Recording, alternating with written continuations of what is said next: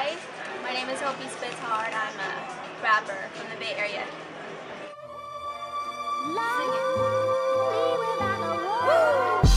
Here we are once again, my one and only. Well, my name is Hope. My real name is Hope. So that's where Hopie's from. It's like a family pet name. And Spitshard, like it came as it was like a nickname, a pet name, but eventually it just grew to be my name. It's like in this industry you have 30 seconds to get someone's attention and get your point across. Let everyone know who you are, kind of your bullet points in your resume. So my name is actually a declarative sentence. Hopie, I spit hard. That's what I do. I'm a rapper. And it's also kind of catchy. Full of joy, but not too vegetable like. All she wanna do is wake up at night, anticipating for the day someone walk into.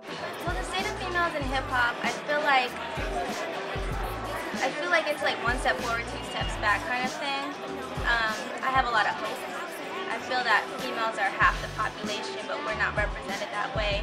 We're like, there's a token female, and she represents one facet, aka the video vixen. And there's the other female who represents the, you know, like the intelligent queen type, and then, you know, once those positions are filled, it's done. Like, there's no more space for anyone else.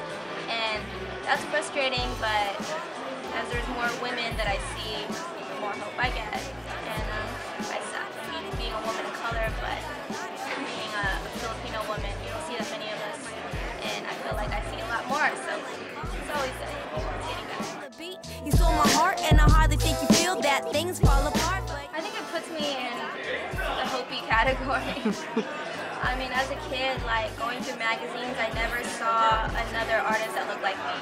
I never saw another woman that was both, you know, petite and then Filipino and an immigrant and then like smart but also like street savvy. Like it's just its own little mix. And I think all women are their own mix. I shouldn't have to like categorize myself. Here we are once again, my one and only. I definitely feel like it. I feel like a lot of people don't even know what Filipinos are. You know, we happen to live in the Bay Area. It's a little bit more diverse here. So, I mean, compound that with the fact that I'm a woman. Compound that with the fact that I'm an immigrant and my parents came here not for me to rap, but for me to go be a lawyer and make money. It comes with its own set of circumstances. Back again in the world, so I come. Here we are once again, my one and only. I don't think it's really that much different than being a female in any other region. Just because there really isn't that many females in independent hip hop, period. And then, I don't know, well, you know, at the Bay, like I said, it's really diverse. So, it's kind of unique that we're more accepting. I think we actually have it a little bit easier being a female artist in the Bay. We can get put on in the Bay, you know, and they show us love. And people are more open-minded here. You wouldn't stop calling me out words, then you wrote me this letter. My influences are wide. I grew up on classic rock, so I listened to a lot of Led Zeppelin, listened to a lot of Doors, so that's where I kind of get a little bit kooky, I don't know what the word is, but that's where I get kind of like my weird side. But I also listen to a lot of independent hip hop, Bay-centric of course. There was Hyro and there's the Legends, and then you know, Far Side I really liked, and I like Outkast too, and Lauren. I have a lot of influences, not necessarily in hip hop, but the ones in hip hop are decidedly experimental. Car in your driveway for when you come home. And who was late night texting, didn't recognize the number. I barely sleep at night. I mean, when she talks about why she's switching it up now, I guess I kind of understand, because she's different. I mean, her life has changed in 10 years. But we all fell in love with one Lauryn Hill, and we all missed that Lauryn Hill. She really just gave us this extraordinary album. We all fell in love, we all caught feelings, and then she disappeared. So when she came back, we really just we just kind of wanted to like feel that nostalgia. But she's been Lauryn Hill for the past few years. I guess she's over it. And that's probably the only thing I can say about her without ever having met her. We're really in love. And you were really in love with Betty and Mary.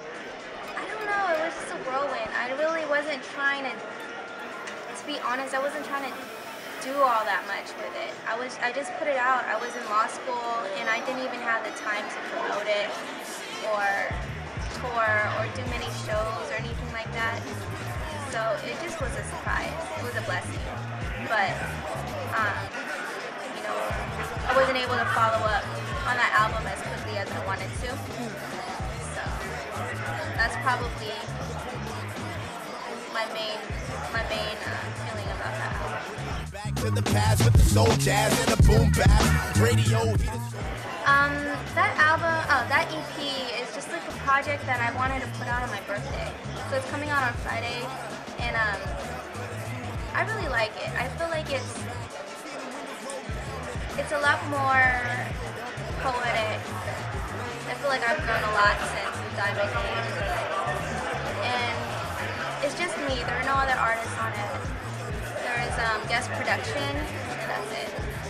So I worked with Six Fingers, and then one song I did with 3 producers who worked together from the Bay, Jay Ant, Revelo, and Nick Maples. And aside from that, it's just all me. And it was just for fun. Hit the concrete and you wanna be. Oh yeah, totally. It's like I'm like a brand new person almost, because Diamond Name, like, it was my first year of law school. I had a lot of, I was so naive about like the industry and what I could potentially do and get into in music. I was just going to record an album just to do it. And this one, I think that it's more of like trying to reconnect with people that for some reason felt like I was worthy of listening to. It's just like, I don't know, it's a return to like my roots a little bit. Sitting on the stoop, steady slanging the sax. Banging for real or banging on wax. Staying together. Don't listen to my advice. I was not good at it, at balancing things. I was like, not the best student I could be and not the best musician I could be, because I was busy trying to do both. But the main thing that I did was to-do lists. So I just like wrote a grip of lists and I kept them with me. And another thing I did was just every fucking day just work at everything that you're doing. Like, there's no days off. Absolutely not. The fist to the septum lets them know this is hopeless. Wow, that's a hard question.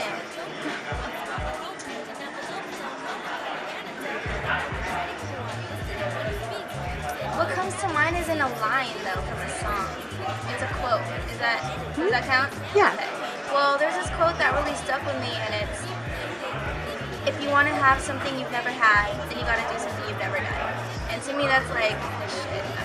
That's the realest quote I ever fucking heard. But okay, let's see, like, best line.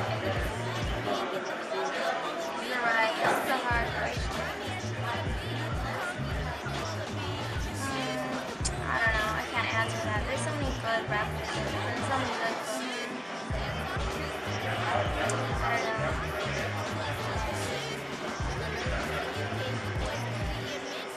I can't answer it. Girl, you got me stumped. This is like, I'm just like thinking of like so many songs now. Yeah.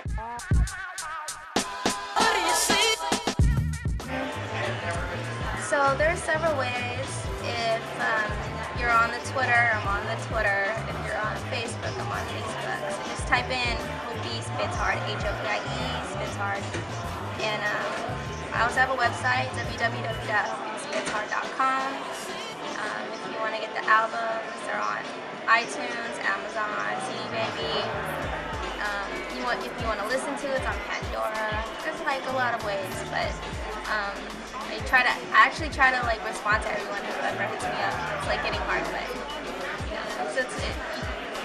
Or see me at a show. That's probably the best way.